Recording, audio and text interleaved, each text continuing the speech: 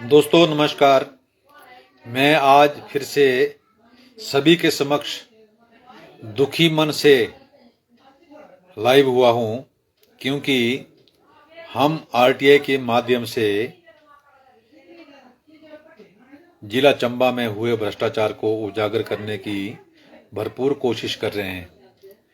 लेकिन दुर्भाग्य हमारा ये है कि भ्रष्टाचार को उजागर तो हम कर रहे हैं, लेकिन जिला प्रशासन आरटीआई कार्यकर्ताओं का सहयोग नहीं कर रहा है, जिसके चलते भ्रष्टाचार फलता फूलता जा रहा है, चरम सीमा पर है।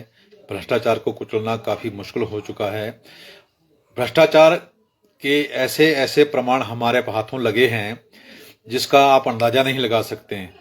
लेकिन भ्रष्टाचार पकड़ने के बाद भी भ्रष्टाचार किए हुए की शिकायतें भ्रष्टाचारियों के विरुद्ध की जाती हैं, तो संबंधित विभाग जो है उनके विरुद्ध कार्रवाई करने में आनाकानी कर रहे हैं, और जो हमारे शिकायत पत्र हैं उनको दर दर की, यानी कि एक दफ्तर से दूसरे दफ्तर की ठोकरें खानी पड़ रही हैं अनाधिकार तरीके से। जबकि जो हम लोगों द्वारा शिकायतें करी गई हैं वो सक्षम विभाग को करी गई हैं, उसी ही विभाग को करी गई हैं जिस विभाग में वो डिजर्व करती थी। लेकिन दुर्भाग्य ये है, हमारा है या हमारे कानून का है, कि जो उस कुर्सी पर बैठे हुए लोग हैं ना जाने क्यों अपने उच्च अधिकारियों के आदेशों की अवहेलना कर रहे हैं। मुझे बड़ा दुख से कहना पड़ रहा है कि हम लंबे समय से वर्ष 2009 से लेकर के आज तक निरंतर प्रयास कर रहे हैं भ्रष्टाचार के खिलाफ, कि भ्रष्टाचार जो है चरम सीमा पर है। जो हमारे हाथों भ्रष्टाचार लगा है वो कोई छोटा मोटा भ्रष्टाचार नहीं है, लाखों करोड़ों का भ्रष्टाचार है जो हम उजागर कर चुके हैं और उजागर कर भी रहे हैं।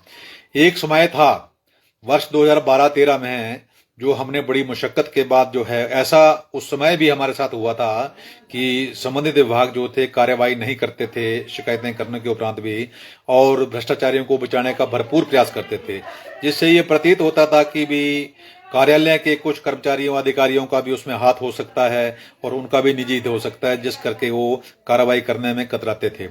लेकिन आज भी वही समय है।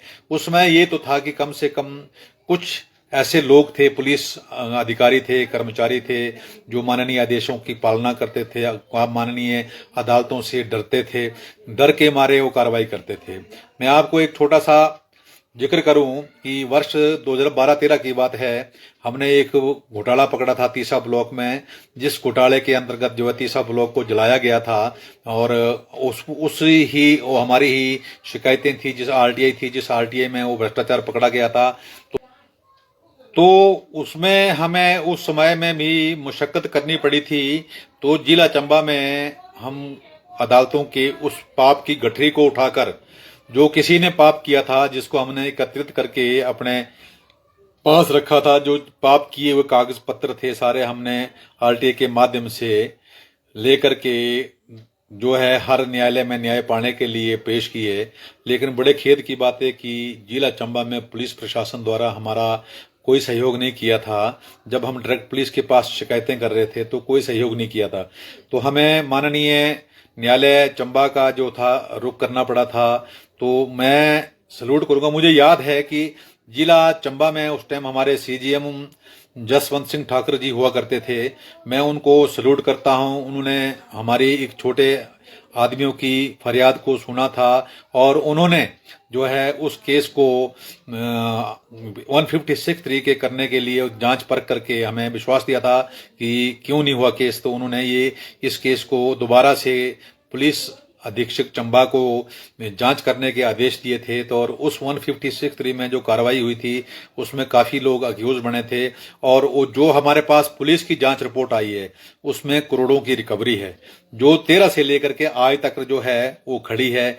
ना तो आज तक विभाग उस रिकवरी को ले सका है, ना उन राजनीतिज्ञों को अपने राज करने से रोक सका है। तो बड़े खेद की बात है कि विधान के साथ कितना खिलवाड़ किया जा रहा है, बड़ा गंदे तरीके से खिलवाड़ किया जा रहा है। ऐसे भ्रष्ट लोगों को एनओसी मिलती रही और वो राजनीति में अपना पांव पसारते रहे और पसारते गए और भ्रष्टाचार के ऊपर भ्रष्टाचार करते गए। जबकि भ्रष्टाचार हुआ था, सबके सामने था। माननीय पुलिस अध्यक्ष में एक पुलिस अधिकारी थे तीसा में, जिनका नाम था धर्म सिंह ठाकुर, जो सब इंस्पेक्टर पुलिस तीसा में हुआ करते थे। मैं उनको भी सल्यूट करता कि उन्होंने तय दिल से हमारे शिकायत पत्र जो माननीय अदालत का जो एक उनके लिए आदेश किया था, उनको स्वीकार करते हुए उन्होंने उस पर संज्ञान लिया था और गहनता से छानबीन करते हुए कुछ दोषियों के विरुद्ध जो कार्रवाई अमल में लाई थी।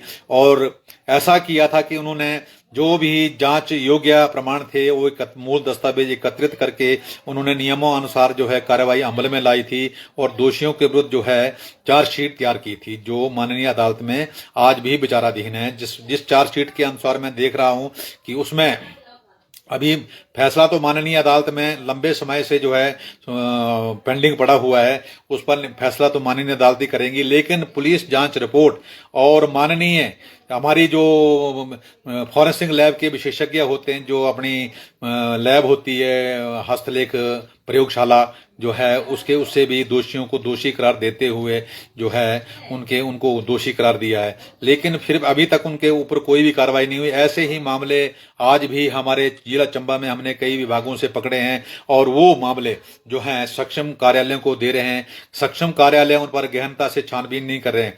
मैं आपको सबसे बड़ा एक विषय बताता हूं, आप हैरान हो जाओगे कि एक प्रमाण मेरे पास, जब हम पुलिस कार्यालय को जो है जांच या अपराधियों के खिलाफ आपराधिक मामला दर्ज करने के लिए लिखते हैं, तो पुलिस जो है आनाकानी करती है कि भी ये केस जो है पुलिस की समाहित नहीं है, ये केस जो है विभाग से समाहित है। तो हमारी समझ से परे है कि पुलिस के जो क्रिमिनल केस है वो जो है संबंधित विभाग कैसे सक्षम हो गया उस पर कार्रवाई करने के लिए, क्योंकि क्राइम तो हुआ है, जो प्रमाण है, जो तथ्य हैं वो प्रमाणित कर रहे हैं कि भी इसमें जो है क्राइम हुआ है, इसमें भ्रष्टाचार हुआ है। तो पुलिस